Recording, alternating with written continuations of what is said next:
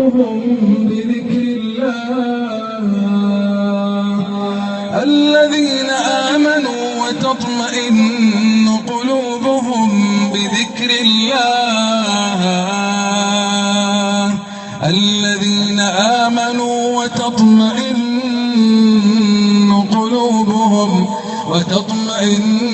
قلوبهم بذكر الله ألا بذكر الله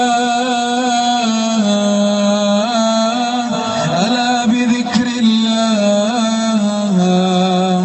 ألا بذكر الله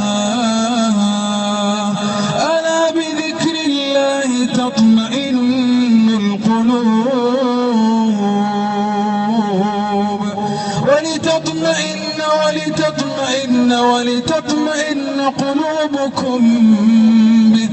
ولتطمئن قلوبكم به ولتطمئن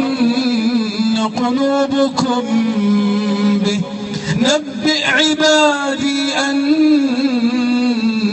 أنا الغفور الرحيم وأن عذابي هو العذاب الأليم أفمن شرح الله صدره للإسلام فهو على نور من ربه فويل للقاسية قلوبهم من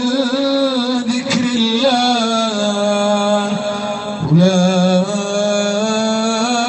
في ضلال مبين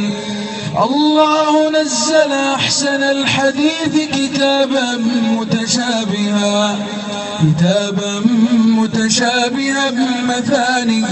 مثانية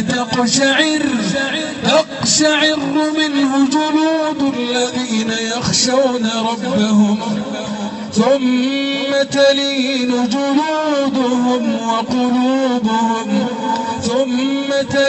جلودهم وقلوبهم إلى ذكر الله